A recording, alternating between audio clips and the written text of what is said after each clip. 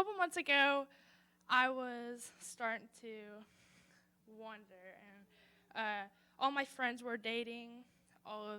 Everywhere I saw, there was people dating. I was like, I need a boyfriend. That's what I thought. And so I met this guy, played soccer. I played soccer. He went to church. I went to church. I was like, great.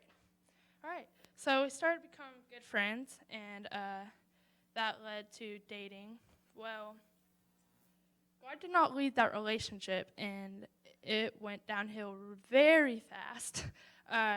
It led me on several different paths that I did not ever want to experience, and brought me a lot of heartache and things that are still trying to come into my head, but it's fine. Jesus is going to take those away. And another thing, my parents had set rules, and I was dishonoring God by dishonoring my parents, and that's another thing. In Exodus 20:12, it says, honor your father and mother so that you will live long upon the earth. Sorry, my face is getting red.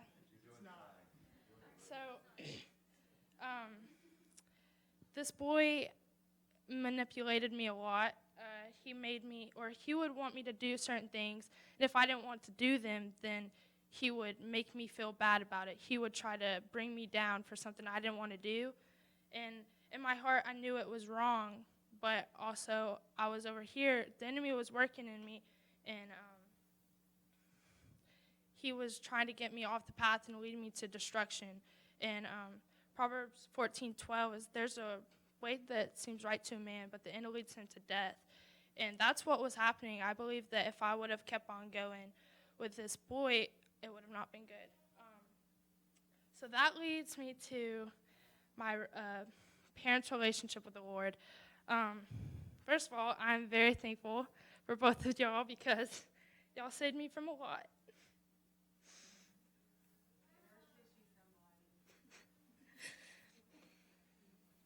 Okay, I'm sorry. I'm sorry. So, first of all, I just want to say, if you do not have a very... Stop laughing. Okay.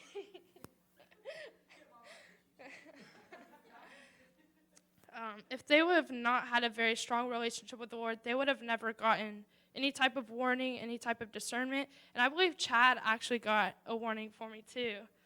But at the time, I was like, what's that matter? And I just kept going. But God was really trying to get my attention. And there's this one day, me and my friends had planned to go to this escape room.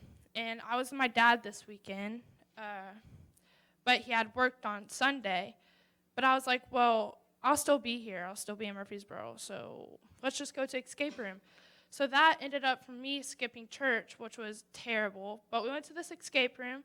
But before, nobody was in the house. And I just felt it like I need to go watch this AIM service. So I went on YouTube. I watched the live service. And it really hit me. It talked about everything that I needed right then and there. And I just broke down. I cried out to the Lord because I realized in my heart that I was hurting and I had so much pain built up. But at the same time, I didn't want to let go. So that day, I go home and my parents sit down and talk to me because since they have had that relationship with the Lord has, right? You have started to sense some things and know, like, okay, something's up. So we had a talk, and it didn't end that night, but I felt it was going to end really fast. But the next night,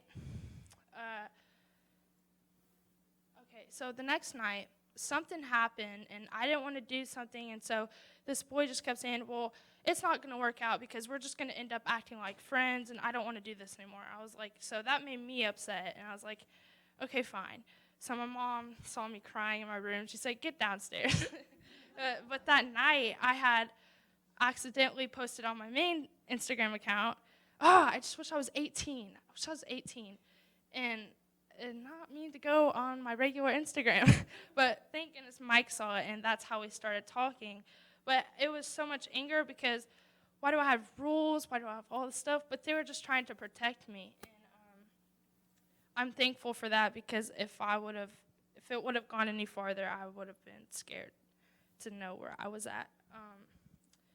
So the second night, we were talking, and I just came clean of everything. God really convicted me of what I was doing wrong, all of the things. Not necessarily that he was trying to strike me, but trying to get my attention to, like, stop what you're doing and come be on the path that I have for you. See the plans that I have for you. And so when I did that, I repented, and we decided to go over to his house and say it was done.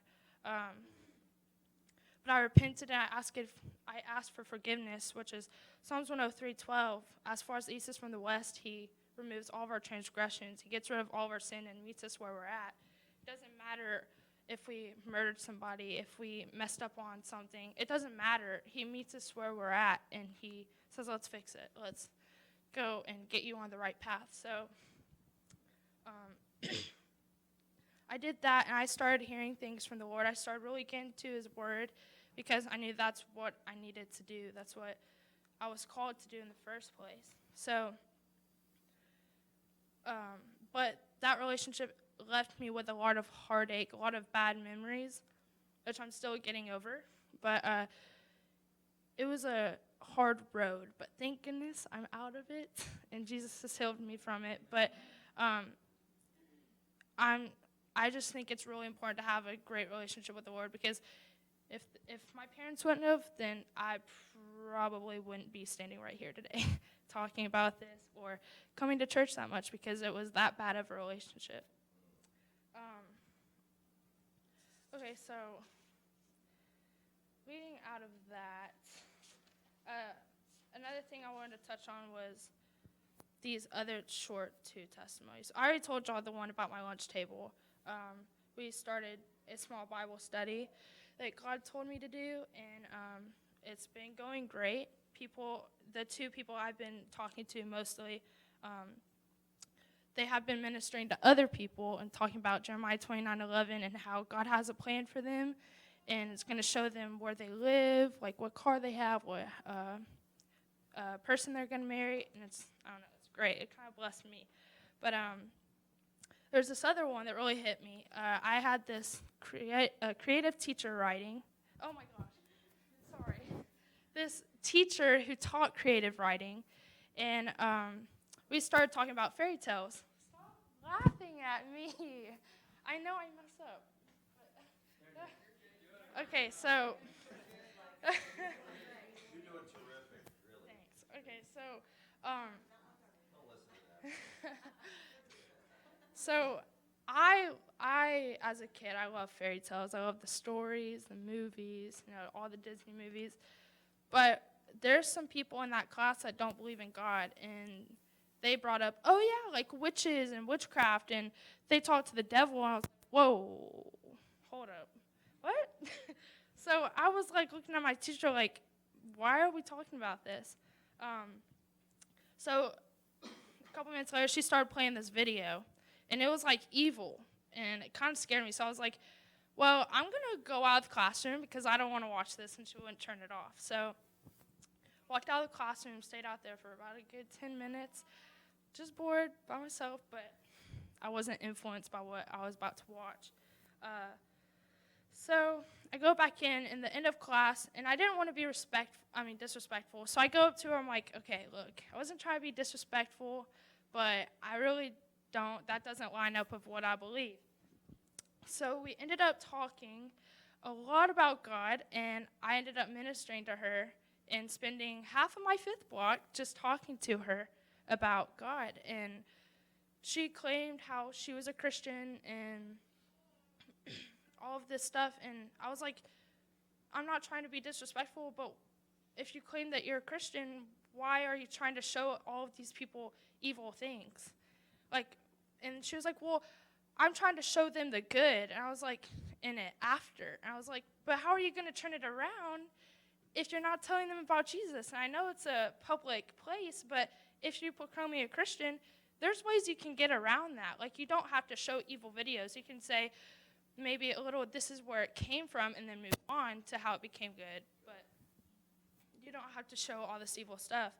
And well, she was like, but I'm so interested in why those people came up with that, why they, there's all these different things of why they were like that. And I was like, why do that when you can just see what God has for you? Stop worrying about them and see the plans God has for you, because in the end, that's all that matters.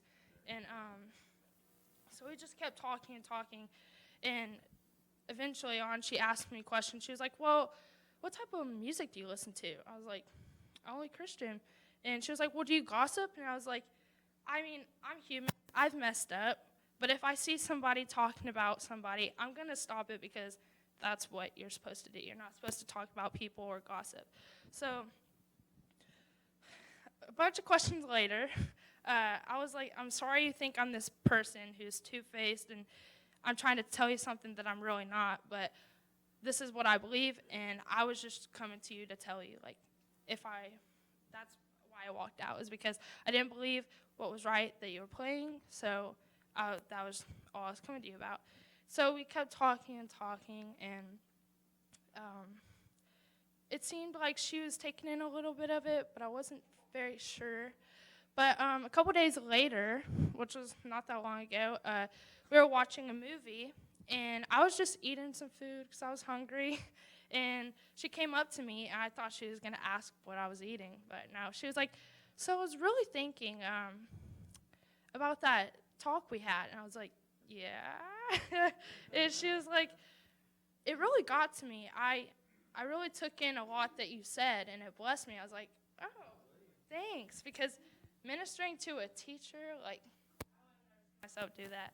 But it was really cool to see her come up to me and say how it blessed her and how she took things away from it. And now she's not teaching about any more evil stuff. It's more of like this is where it was, and just move on. So that's better, and I can tell it's changed a little.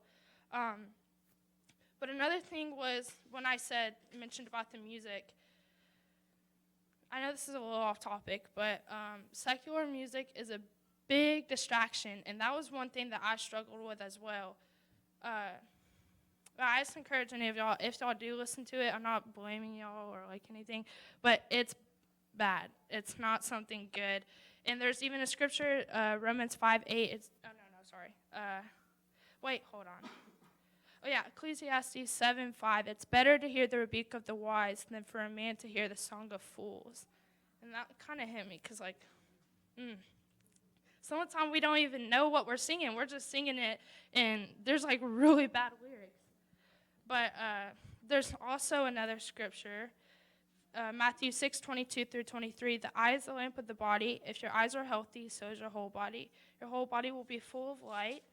But if your eyes are unhealthy, your whole body will be full of darkness.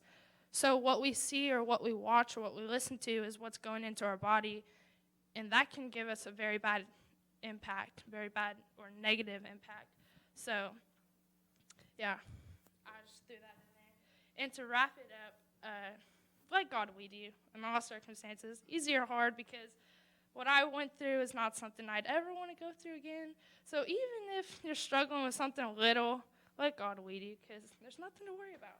And be still. Just, this world moves so fast, and we tend to go on and follow other people and do what they do, but just be still and let God work on you. And then share the word with people. Don't be scared. I think I used to be really scared because I'd be afraid of what people would think of me, or just about like their reaction. If they're like, oh, I don't believe in God, and I'll be like, oh, this is awkward. But yeah, God has really downloaded on me to just minister to people, and it's blessed me a lot. So yeah, that was a couple testimonies in a while, but yeah.